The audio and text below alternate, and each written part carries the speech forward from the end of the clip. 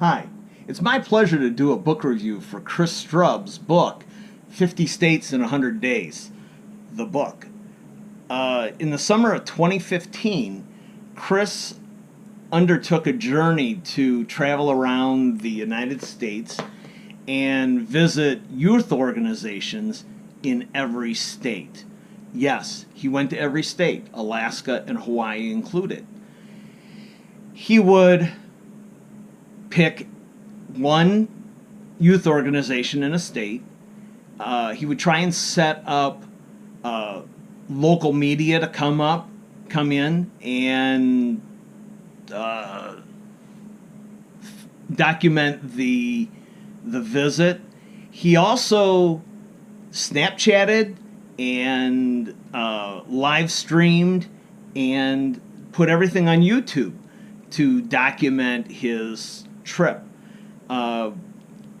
He would interview the kids involved. He would interview the people who ran the centers to find out what their impact was on the youth and the community. Most of these places are in impoverished areas of the city that they are in, and so these are kids that need this the most.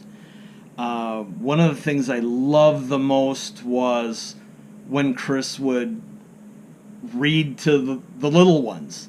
And, well, one little one read to him, which I thought was completely adorable.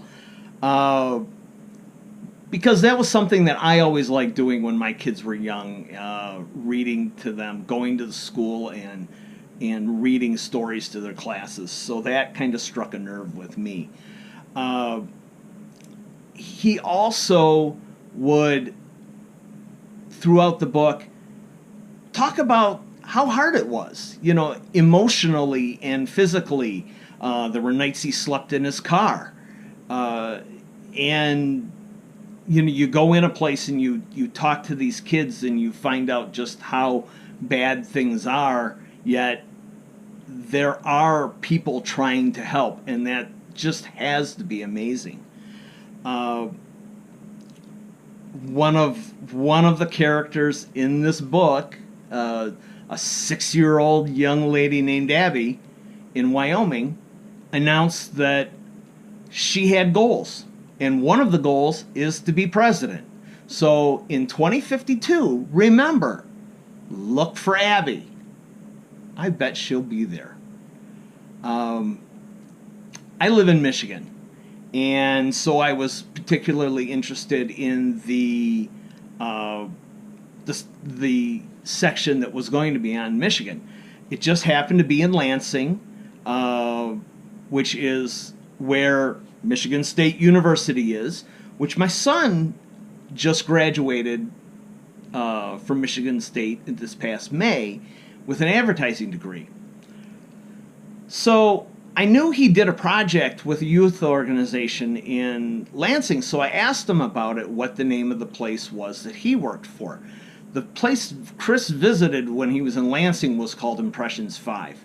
My son said that the project that he and some of his fellow students worked on was for an organization called Reach.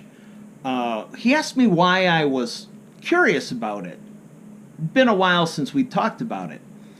And I explained how Chris had been to this Impressions 5, and I just was wondering if maybe it was the same sort of thing, because I knew my son was working on the advertising and social media for the organization Reach.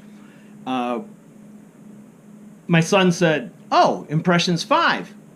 He says, "That's where my roommate volunteers."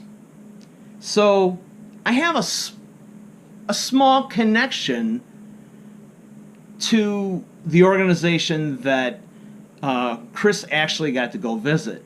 So it made it all that more special. Chris, keep up the good work. I know this isn't the last trip you're going to take like this, and I can't wait to see what you do. Good luck, and remember, Abby, vote 2052. Have a great day.